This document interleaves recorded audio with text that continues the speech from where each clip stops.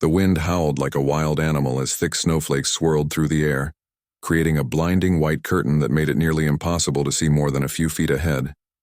It was one of those nights when even the bravest souls thought twice before stepping outside. In the small town of Maplewood, tucked deep in the heart of Minnesota's icy wilderness, winter had arrived with an unforgiving bite. On this particular evening, a man, a tall, broad-shouldered black guy in his mid-30s, was driving home from work. He worked long hours fixing cars at a local garage, a job he didn't love but did because it put food on the table for him and his 8-year-old daughter. His truck groaned as it trudged along the icy roads, tires struggling to grip the slippery surface. Every now and then the windshield wipers would squeak against the glass, pushing away layers of snow only for them to be replaced by fresh ones almost instantly. As he drove, the man felt a heavy silence pressing down on him. Living in a mostly white town hadn't been easy. There were stares, whispers, and unspoken barriers that seemed to follow him wherever he went. Over time, he'd learned to keep his head down, focus on his work, and shield his little girl from the harshness of the world. But tonight, something else weighed on his mind. The loneliness that came with being different, with not quite belonging. Just as he rounded a bend in the road, squinting into the storm, something caught his eye. At first he wasn't sure what it was. A shadow? A trick of the light? But then he saw it again, a figure stumbling along the edge of the road. Whoever it was, they were barely visible in the darkness, their silhouette flickering like a ghost in the swirling snow. They weren't dressed for this kind of weather. No coat, no hat, nothing to protect them from the freezing cold. His foot eased off the gas pedal instinctively. "What in the world?" he muttered under his breath, leaning forward to get a better look. For a moment, he hesitated. Stopping on a night like this could mean trouble. Maybe it was someone dangerous, or maybe it was just a reckless decision waiting to happen. But then he thought about his daughter back home, bundled up warm in her bed, and realized he couldn't leave anyone out here to freeze. With a deep sigh, he pulled over to the shoulder of the road, his truck's headlights cutting through the storm like twin beams of hope. Grabbing a flashlight from the glove compartment, he stepped out into the biting cold. The wind hit him like a slap across the face, stealing his breath for a second. Pulling his jacket tighter around himself, he called out, "Hey, you okay?" At first there was no response, just the sound of the wind screaming past his ears. Then slowly the figure turned toward him. It was a woman, young, probably in her late 20s, with pale skin and wide, frightened eyes. Her lips were tinged blue and her body trembled violently as if she were trying to shake off the chill. She clutched a backpack close to her chest, hugging it like it held all the answers to her problems. I need help," she stammered, her voice barely audible over the storm. "My car broke down miles back. I've been walking." "Walking in this weather?" The man shook his head, disbelief mixing with concern. "Come on, get in the truck," he said firmly, motioning toward the passenger side. "You'll freeze to death out here." She hesitated for a split second, glancing around as though searching for another option. But when she saw the sincerity in his eyes, she nodded weakly and shuffled toward the vehicle. He opened the door for her, helping her inside before climbing back into the driver's seat. Turning up the heater full blast, he grabbed a spare blanket from behind his seat and handed it to her. "Here, wrap yourself up. You're gonna catch your death out there." For a while, neither of them spoke. The woman sat shivering, clutching the blanket tightly around her shoulders while staring blankly out the window. The man glanced at her occasionally, wondering who she was and why she was alone in such brutal conditions. Finally, after a few minutes, he broke the silence. "What's your name?" he asked gently, keeping his tone casual. "Emily," she replied softly, still avoiding his gaze. Her voice cracked slightly, betraying the exhaustion and fear hidden beneath her quiet demeanor. "Well, Emily, I'm glad I found you when I did. This storm isn't letting up anytime soon." He paused, debating whether to ask more questions. Something about her story felt incomplete, but he decided not to push. Too hard, not yet anyway. Where were you headed? She hesitated again, her fingers nervously twisting the edge of the blanket. I don't know exactly. Somewhere safe. That answer sent a chill down his spine, colder than the wind outside. Safe? What did that mean? Was she running from something or someone? He wanted to ask, but instead he simply nodded. All right, well, let's get you warmed up first. We can figure everything else out later. As he drove cautiously through the storm, his mind raced with possibilities. Who was this woman really? And why had fate brought her into his path on such a treacherous night? Little did he know this chance encounter would set off a chain of events that would change both their lives forever. This is the expanded version of Part 1, written in simple language with a natural tone. Let me know if you'd like me to continue expanding the other parts. The truck's heater roared to life, blasting warm air into the cabin as the man behind the wheel kept glancing at the young woman sitting beside him. She was still shivering, her body trembling like a leaf caught in a storm.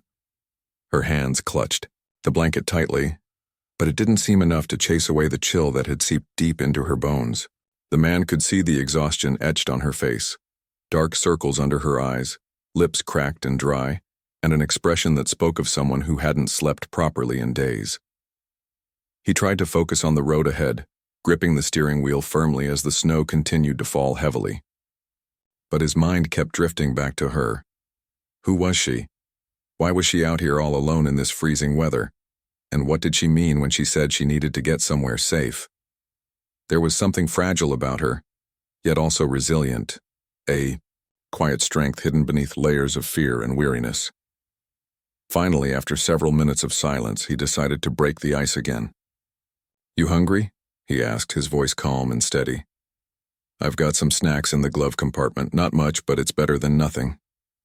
She looked at him, startled, as if she'd forgotten he was there. Then slowly, she nodded. Yeah, I haven't eaten since yesterday morning. That hit him hard. He reached over and opened the glove compartment, pulling out a granola bar and a bottle of water. Handing them to her, he said, It ain't much, but it'll hold you over for now. We'll grab something proper once we're out of this mess. She accepted the food with trembling hands, muttering a soft, thank you, before unwrapping the granola bar. As she took small bites, chewing slowly, the man noticed how careful she was, almost like she was savoring every crumb, afraid it might disappear too soon. It reminded him of his own childhood, growing up in a house where meals weren't always guaranteed. Watching her eat stirred something inside him, a mix of empathy and anger. No one should have to go through this, he thought bitterly. As they drove further, the storm showed no signs of letting up. The windshield wipers worked overtime, swiping away relentless waves of snow, but visibility remained poor. The man turned on the radio, hoping to catch some news about the weather or road conditions. Static crackled through the speakers before, settling on a faint voice warning drivers to stay off the roads unless absolutely necessary. Great, he thought sarcastically. Just what we needed to hear. Deciding to distract himself, and maybe her too, he glanced at her again. So, he began cautiously, you want to tell me what happened? How'd you end up stranded out here? For a moment she froze, the half-eaten granola bar hovering mid-air. He could see the hesitation in her eyes, the way her fingers tightened around the wrapper. Whatever it was, it clearly wasn't easy for her to talk about. But then, almost reluctantly, she started speaking. My car broke down, she said quietly, staring straight ahead as if addressing the dashboard instead of him. I was heading north, away from everything. I didn't know this area very well and my phone died hours ago. I couldn't call anyone for help, so I just started walking. Her voice trailed off, and the man waited patiently, giving her space to continue if she wanted to. After a pause, she added, I didn't think it would get this bad. I thought I could make it to a gas station or something, but the storm came out of nowhere. He nodded, understanding flooding through him. Anyone unfamiliar with these parts wouldn't stand a chance against a blizzard like this. Still, there was something she wasn't saying, something lurking beneath the surface of her words. He could feel it in the tension radiating off her, the way she avoided meeting his gaze. "You running from somebody?" he asked bluntly, surprising even himself with the question. It wasn't meant to sound accusatory. Rather, it was a gut feeling, a suspicion born from years of reading people's faces and body language. She flinched visibly, her breath hitching for a brief second. Then, without looking at him, she whispered, "Yes."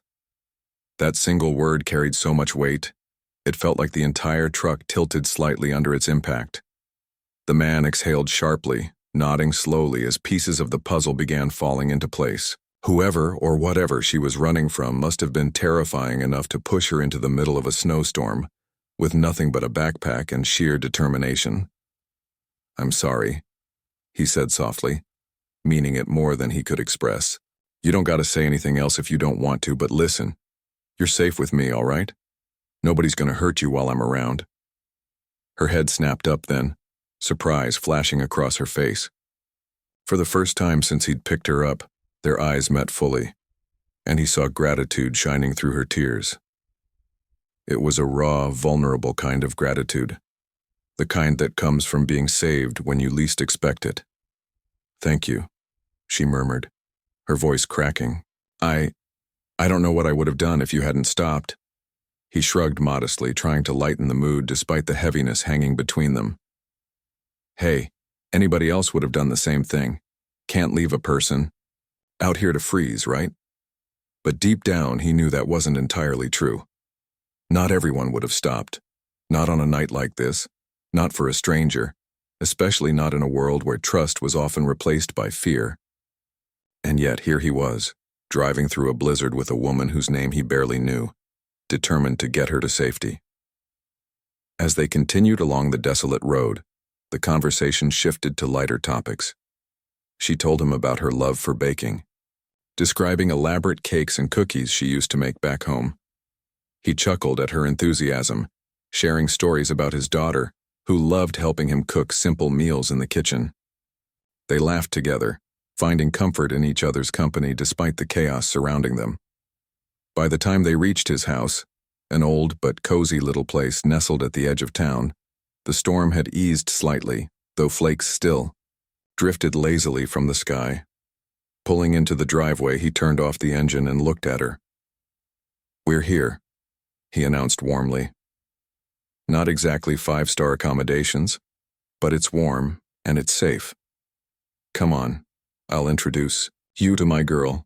She hesitated, clutching her backpack tighter. "Are you sure?" "I don't want to impose—" "Nonsense," he interrupted firmly. "You're not imposing. Besides, my daughter will probably be thrilled to meet you. She doesn't get many visitors." With that, he stepped out of the truck, opening the passenger door for her. She followed him hesitantly, her boots crunching softly against the snow-covered ground. As they approached the front door, he glanced back at her, offering a reassuring smile. "Welcome to our humble abode," he joked, unlocking the door and stepping inside. Warmth enveloped them instantly, a sharp contrast to the icy cold outside. The scent of wood smoke lingered in the air, mingling with the faint aroma of leftover dinner. From somewhere deeper in the house, a high-pitched voice called out, "Daddy, is that you?"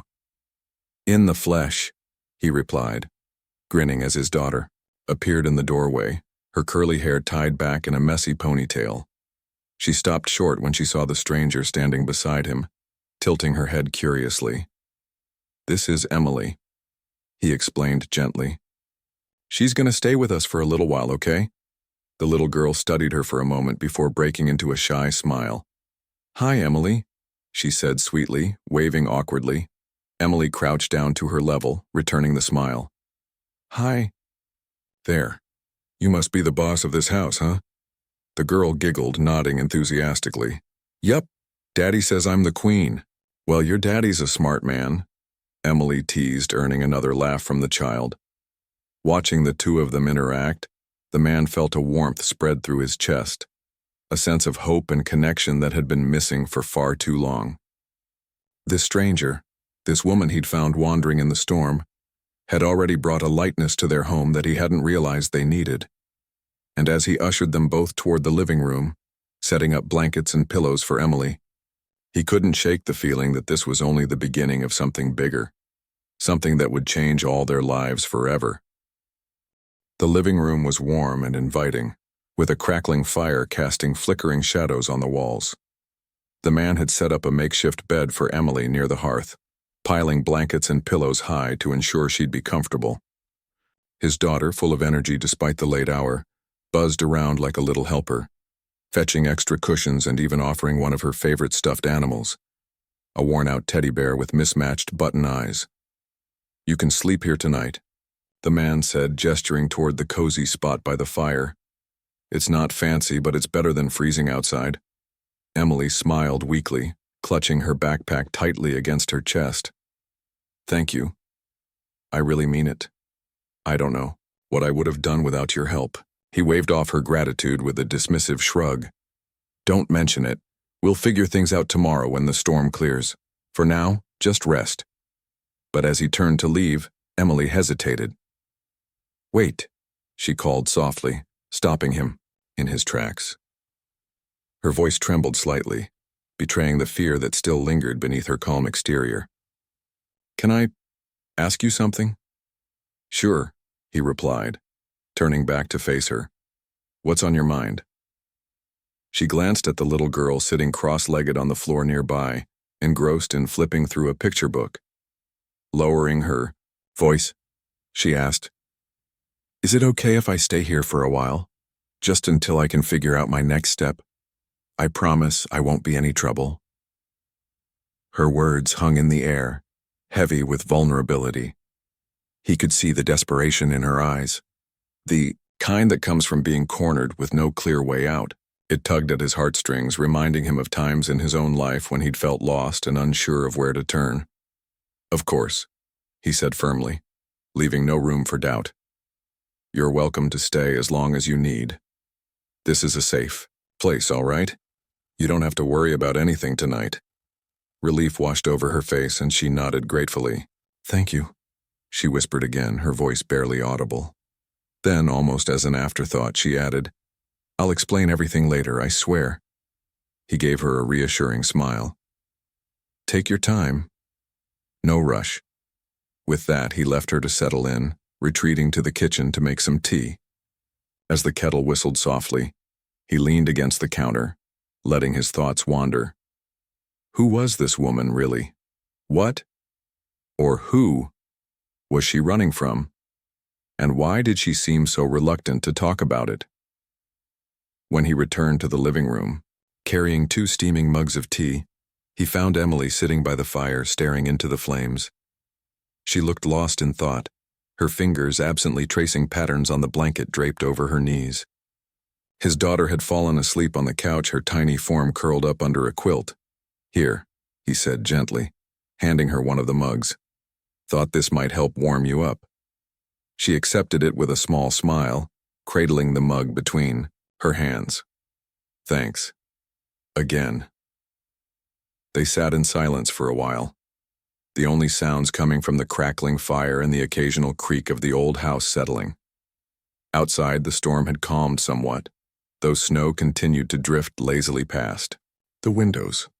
Inside, however, there was a strange kind of peace, a quiet understanding that neither of them needed to rush or pretend. Finally, Emily broke the silence. "Your daughter's amazing," she said softly, glancing at the sleeping child. "She's so sweet." He chuckled, a hint of pride creeping into his voice. "Yeah, she's something else. Keeps me on my toes most days, but I wouldn't trade her for anything." "She reminds me of myself when I was younger," Emily admitted, her gaze drifting back to the fire. "Full of questions, always curious, about everything." "Oh yeah?" he teased lightly. "Were you as stubborn as she is?" She laughed, a genuine, heartfelt laugh that lit up her entire face. "Probably worse. My mom used to say I drove her crazy asking why about every single thing." "Well, then you two already have something in common," he joked, earning another laugh from her. For a moment, they simply enjoyed each other's company, the tension from earlier melting away like frost in sunlight. But then, as the laughter Faded, Emily's expression grew serious. She took a deep breath as if steeling herself for what she was about to say. "I should probably tell you why I'm here," she began hesitantly, her voice barely above a whisper. "Why I'm running." He nodded, encouraging her to continue. "Only if you're ready, no pressure." She hesitated, staring into her mug as if searching for courage in the swirling liquid. Then, slowly, she started speaking. "I was in a relationship, well, more like trapped in one. For years I stayed because I didn't think I had a choice. He controlled everything, where I went, who I talked to, even what I wore. It wasn't always bad. At first it felt like love, like he cared so much that he wanted to protect me. But over time it got worse, the yelling, the threats, eventually the hitting." Her voice cracked and she paused to take a shaky breath. Tears welled up in her eyes, but she blinked them away quickly, determined to finish. "I tried leaving once before, but he found me. Said he'd kill me if I ever tried again. So I stayed, until last week when he passed out drunk. I packed a bag and ran. I didn't know where I was going, I just knew I had to get away." By the time she finished, her hands were trembling, and tears streamed freely down her cheeks. She wiped them away angrily, embarrassed by her own weakness. But instead of pity or judgment, all she saw in the man's eyes was understanding and anger, not directed at her but at the person who had hurt her. "I'm sorry," he said quietly, his voice thick with emotion. "No one deserves to go through that. You're brave for getting out, stronger than you realize." She shook her head, dismissing his praise. "I don't feel brave. I feel scared. Every car that passes by, every knock on the door, it's like I expect him to show up, to drag me back." "He won't find you here," the man promised fiercely. "Not if I have anything to say about it. You're safe with us, Emily. I won't let anyone hurt you." His words seemed to ease some of the tension gripping her shoulders. She nodded, taking another sip of tea to steady herself. "I believe you," she murmured. "And that's why I need to keep moving. Once the roads are clear, I'll leave. I don't want to put you or your daughter in danger." "No way," he said firmly, shaking his head. "You're not going anywhere until we figure this out together. Running isn't the answer, not yet. You need a plan, resources, support. And I'm not going to let you face this alone." His determination surprised her. In her experience, people either turned a blind eye to her struggles or walked away altogether. But here was this man, a stranger she'd met just hours ago, offering her shelter, protection, and friendship without hesitation. It was overwhelming in the best possible way. "Why are you doing this?" she asked, her voice tinged with wonder. "You barely know me." He thought about it for a moment, choosing his words carefully. "Because I've been where you are, maybe not exactly, but close enough. Life's thrown its share of punches at me, and I've learned that sometimes all it takes is one person stepping up to make a difference. Somebody did that for me once, and now it's my turn to pay it forward." His honesty touched her deeply. For the first time in what felt like forever, she felt seen. Not as a victim, but as a human being worthy of kindness and respect. It was a feeling she hadn't realized she'd been craving until now. As the night wore on, their conversation shifted to lighter topics. They talked about music, movies, and childhood memories, finding common ground in their shared love of storytelling.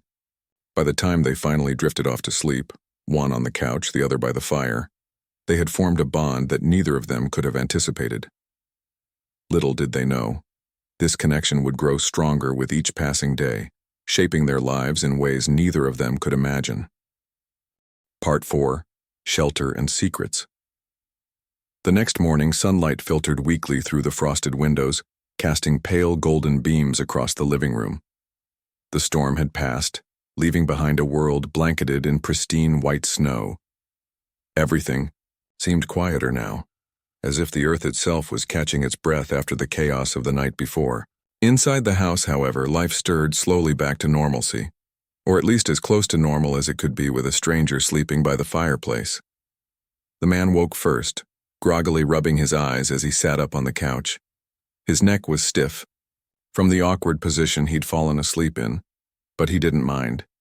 He glanced over at Emily, still wrapped in blankets near the hearth. Her breathing was steady, her face peaceful for the first time since they'd met. She looked younger when she slept, almost fragile. It made him wonder how long it had been since she'd truly rested without fear gnawing at the edges of her mind. His daughter stirred too, stretching lazily before hopping off the couch with the boundless energy only kids possess. "Daddy, is she awake yet?" she whispered loudly, pointing toward Emily. "Shh, not yet," he replied, placing a finger to his lips. "Let her sleep. She's had a rough couple of days." The little girl nodded solemnly, though curiosity sparkled in her wide eyes. She tiptoed closer to Emily, studying her intently before turning back to her father. "Do you think she likes pancakes?" He chuckled softly.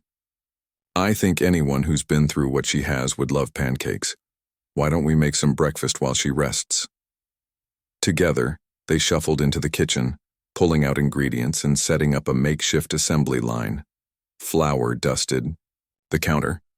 Eggs cracked messily onto plates and syrup bottles clinked against one another as they worked side by side. The smell of butter sizzling in the pan soon filled the air, mingling with the faint scent of pine from the Christmas tree standing in the corner of the dining room. As they cooked, the man couldn't help but reflect on the events of the past 24 hours. Picking up a stranger during a blizzard wasn't something most people did. It certainly wasn't something he'd planned on doing, but here they were. There was something about Emily that resonated with him, something deeper than just pity or obligation. Maybe it was the way she carried herself despite everything she'd endured. Or maybe it was the flicker of hope he saw rekindling in her eyes last night when she realized she wasn't alone anymore. By the time Emily finally emerged from the living room, blinking sleepily and wrapping a blanket around her shoulders, a stack of golden pancakes sat proudly on the table. The little girl immediately perked up, running over to greet her with childlike enthusiasm. "Emily, look what we made," she exclaimed, tugging gently on Emily's hand. "We saved you some." Emily smiled, genuinely touched by the gesture. "Wow, these look amazing. Did you two chefs whip these up all by yourselves?" The man grinned, flipping another pancake onto the plate. "Well, I supervised, but yeah, this one's the real talent," he said, ruffling his daughter's hair. Affectionately, they settled down at the table together, passing plates and pouring syrup amidst bursts of laughter. For a brief moment it felt like any other family breakfast, a rare sense of normalcy in an otherwise chaotic situation. Emily joined in, sharing stories about her favorite foods growing up and teaching the little girl how to drizzle syrup in zigzag patterns. The atmosphere was warm, almost carefree, as if the weight of their circumstances had lifted temporarily. But beneath the surface, questions lingered. After breakfast, when the dishes were cleared and the little girl occupied herself coloring, at the table the man approached Emily cautiously. "Hey," he said, sitting down beside her. "How are you holding up?" She hesitated, glancing toward the window where the bright sunlight contrasted sharply with the shadows lingering in her expression. "Better than I expected," she admitted quietly. "Being here, it feels safe. Like I can breathe again." "That's good," he replied, nodding. "But I know there's more to your story.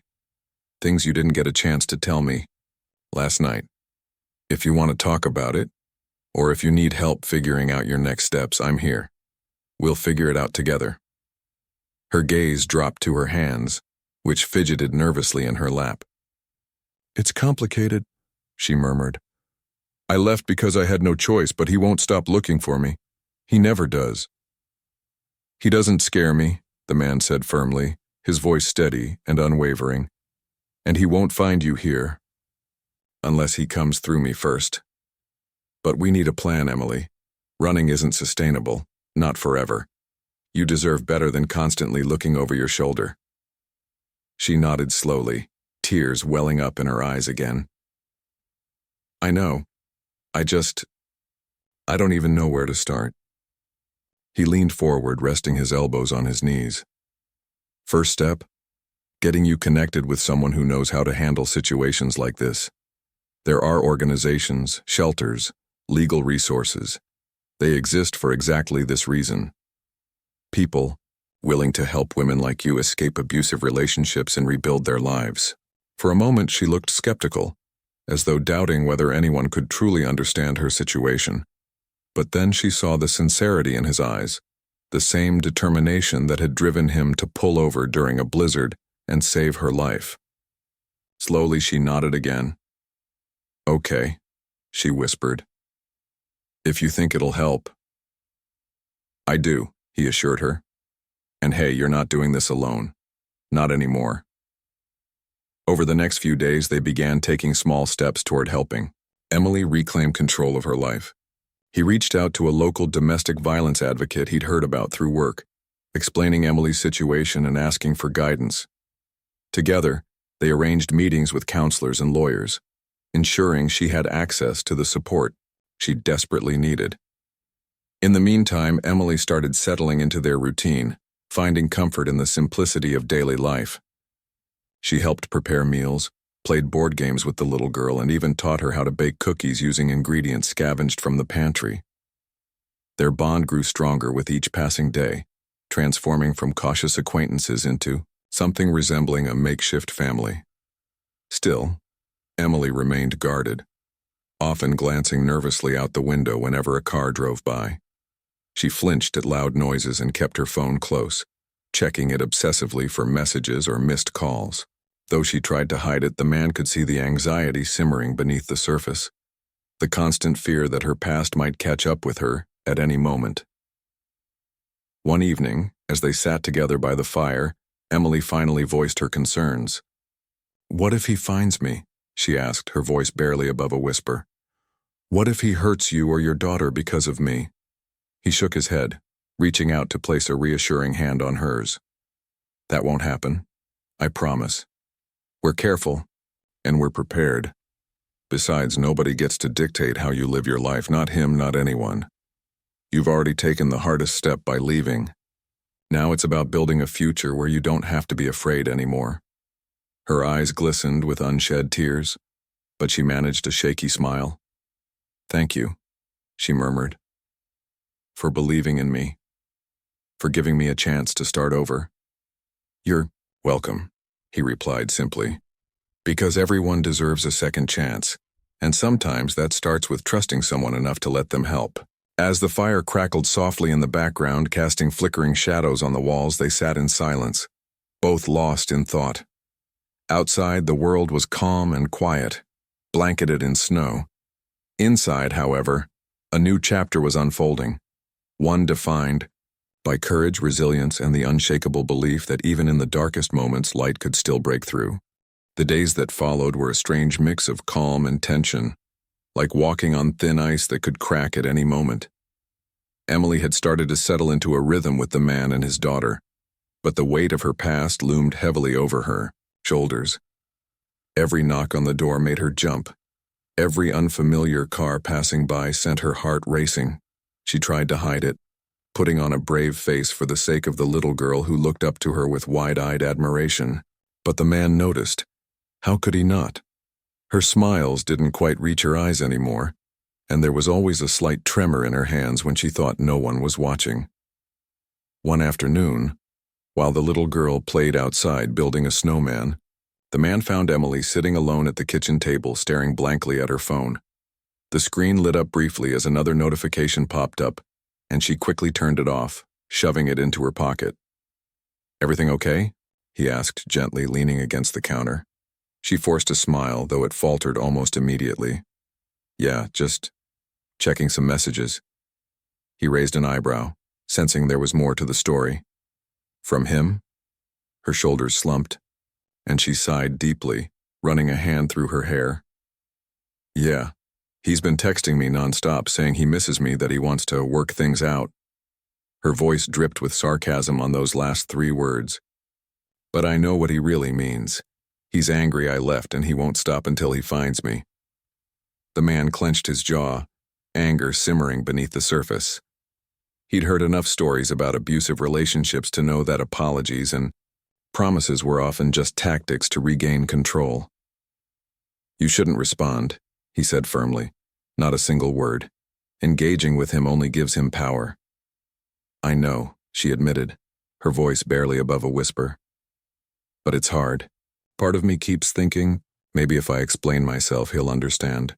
Maybe he'll leave me alone. No, he interrupted sharply, his tone leaving no room for argument. Listen to me.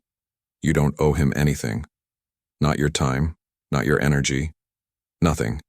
He doesn't get to dictate how this plays out. You've already taken the hardest step by leaving. Now it's about protecting yourself and us. Her eyes widened slightly, surprise flickering across her face. Us? Yes, us, he repeated without hesitation. You're part of our lives now, whether you realize it or not.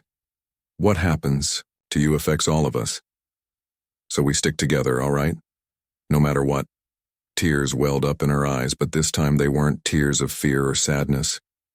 They were tears of gratitude. I don't know what I did to deserve someone like you, she murmured, shaking her head in disbelief. After everything. You don't have to deserve it, he said softly, pulling out a chair to sit beside her. Kindness isn't something you earn. It's something you give freely, especially when people need it most, and right now you need it. For a moment, neither of them spoke. The silence between them wasn't awkward. It was comforting, like a shared understanding that words couldn't fully capture. Then, after a deep breath, Emily straightened up, wiping away her tears. Okay, she said resolutely. No more texts, no more looking back. Let's focus on moving forward. That's the spirit, he encouraged, giving her a small smile. And remember, you're not doing this alone. We'll figure it out together. Later that evening, as the sun dipped below the horizon, painting the sky in shades of orange and pink, the man decided it was time to take action. He couldn't just sit around waiting for trouble to find them. They needed to be proactive. After tucking his daughter into bed, he sat down with Emily in the living room, a serious expression on his face. We need to talk about safety, he began, his voice low but firm. If he's texting you, chances are he's trying to track you down. That means we can't afford to take any risks. Emily nodded, her earlier resolve still intact. What do you suggest? First, we change your number, he said. Get a new phone, block his old one. Second, we document every message he sends, save screenshots, keep records. That way, if things escalate, we have evidence. She swallowed. Hard, nodding again. Okay, anything else? Third, he continued, we beef up security here. I'm going to install cameras outside, reinforce the doors, and make sure we're prepared in case he shows up unexpectedly. And fourth, he hesitated, choosing his words carefully. We involve the authorities. File a restraining order, alert the police. They might not always be reliable, but having them on record is better than nothing. Emily bit her lip, clearly uneasy about involving law enforcement. What if they don't believe me? Or worse, what if they side with him? It's a risk, he acknowledged, his tone empathetic yet unwavering. But it's a necessary one.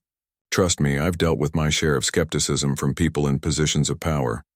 Sometimes you gotta fight for what's right even when the odds are stacked against you, and I'll be right there with you every step of the way. Her gaze softened, gratitude shining in her eyes once more. Thank you, she whispered, for standing by me, for believing in me when I barely believe in myself. That's what family does, he replied simply, shrugging as if it were the most natural thing in the world. Blood or not, we're in this together. Over the next few days, they put their plan into motion. He helped Emily set up a new phone, guiding her through the process of blocking her ex's number and saving evidence of his threatening messages. Together, they visited the local domestic violence shelter, where advocates provided additional resources and support. They also filed for a restraining order, though the legal system moved frustratingly slow, leaving Emily feeling exposed and vulnerable. Meanwhile, the man spent hours fortifying their home. He installed motion-activated lights outside, placed a deadbolt on the front door, and set up a basic security camera system to monitor activity around the property. Though none of these measures guaranteed complete safety, they offered a sense of control, a reminder that they weren't entirely helpless. Despite their efforts, the looming threat cast a shadow over their lives. Emily's anxiety spiked whenever she spotted headlights pulling into the driveway, or heard footsteps crunching in the snow outside. She started sleeping less, tossing and turning as nightmares plagued her sleep. The man noticed the toll it was, taking on her, and tried to reassure her as best he could. One day at a time, he reminded her one night as they sat together by the fire, "Don't think too far ahead. Just focus on today. Tomorrow will take care of itself." "I hope so," she replied, her voice tinged with uncertainty. "It's just scary, you know? Knowing he's out there somewhere thinking about me. Plotting. He's not invincible," the man said firmly, his voice steady and grounding. The days blurred into one another, each marked by a mix of cautious hope and lingering dread. Emily tried her best to stay strong, focusing on the small victories, getting a new phone, filing the restraining order, learning how to bake cookies with the little girl who adored her. But no matter how hard she pushed forward, the fear of her ex finding her never fully faded. It lingered in the corners of her mind like a shadow, always present, always waiting. One frigid night, as the wind howled outside and snowflakes danced against the windows, the man settled onto the couch for what he hoped would be a quiet evening. His daughter was already asleep upstairs, tucked safely under layers of blankets. Emily had retreated to her makeshift bed by the fireplace earlier than usual, claiming exhaustion but clearly unable to shake the tension that gripped her every time darkness fell. He didn't blame her. The past few weeks had been draining for everyone involved. He flipped through channels on the old TV, trying to find something calming enough to help him unwind. A soft crackle from the dying embers of the fire filled the silence between program breaks. Just as he leaned back, closing his eyes for a moment, a loud crash shattered the stillness. His heart leapt into his throat. Instantly alert, he bolted, upright, scanning the room for the source of the noise. Another crash followed, this time louder, a splintering sound that sent chills down his spine. Someone, or something, was at the front door. "Emily," he called out sharply, his voice barely above a whisper but urgent enough to wake her. She stirred, startled, her wide eyes locking onto his as realization dawned. "Stay here," he instructed firmly, grabbing a baseball bat he kept propped near the fireplace. "Don't move." She nodded quickly, pulling the blanket tightly around herself as if it could shield her from whatever danger lurked beyond the walls. He moved cautiously toward the front door, his pulse hammering in his ears. Peering through the peephole, he saw nothing but darkness outside, the porch light flickering weakly against the swirling snow. Whoever, or whatever, had caused the disturbance was gone now, leaving only damage behind. When he opened the door carefully, the cold air rushed in like a slap across the face. The wooden frame around the lock was cracked, evidence of someone attempting to force their way inside. Footprints led away from the house, disappearing into the snowy abyss.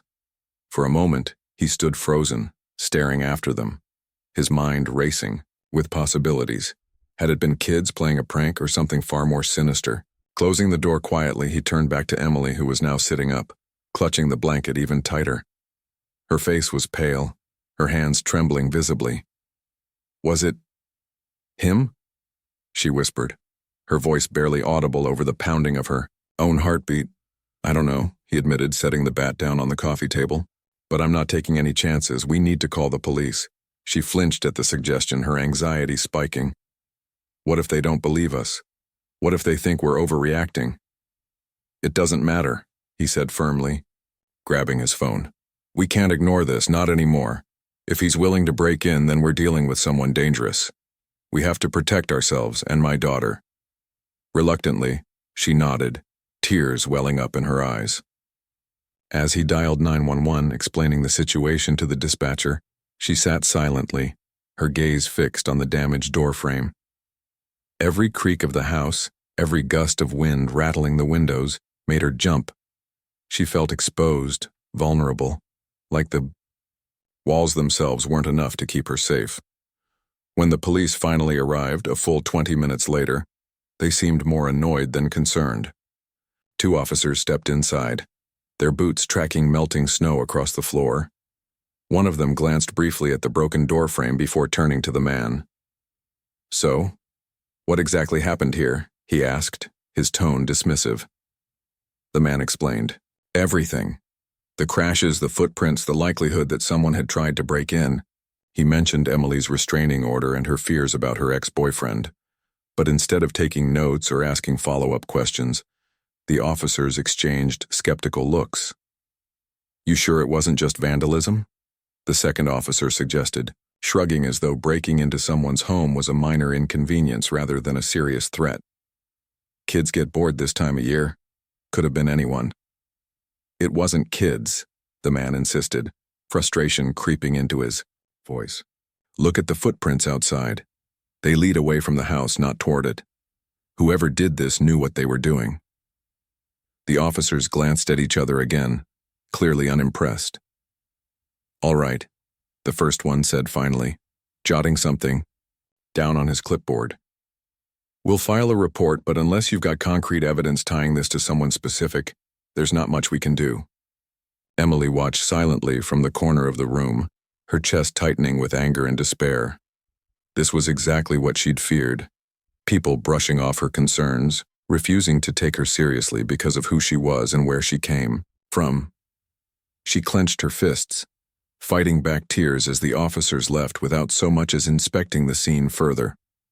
Once they were gone, the man slammed the door shut harder than he intended, pacing back and forth in frustration. Unbelievable, he muttered under his breath.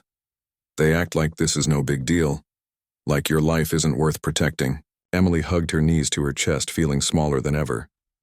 Maybe they're right, she whispered bitterly. Maybe I am overreacting.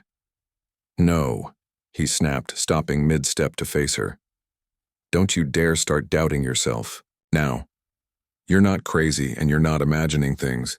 Someone tried to break into our home tonight. That's real, and we're not going to let them scare us into hiding. For a long moment, neither of them spoke. The weight of the situation pressed down on them both, heavy and suffocating. Finally, the man exhaled deeply, running a hand over his face. Okay, he said, his voice steadier now. New plan. Those cameras I installed? I'll check the footage tomorrow morning. If we can catch whoever did this on tape, we'll have proof. Until then, we fortify the place even more. Reinforce the doors, set up alarms, whatever it takes. Nobody gets in here without us knowing. Emily nodded, gratitude mingling with determination in her expression. Thank you, she murmured, softly, for not giving up on me. He gave her a small, reassuring smile. Never. Now come on. We should probably get some sleep. Long day ahead. As the hours ticked by, the house grew eerily quiet once more. The man stayed awake longer than usual, keeping watch while Emily slept fitfully nearby. Every sound, outside, the rustle of branches, the distant hum of an engine made him tense, ready to spring into action if necessary. Though he didn't say it aloud, he couldn't shake the feeling that this wasn't the end. Whoever had broken into their home wasn't done yet, and deep down he knew they needed to prepare for whatever came next.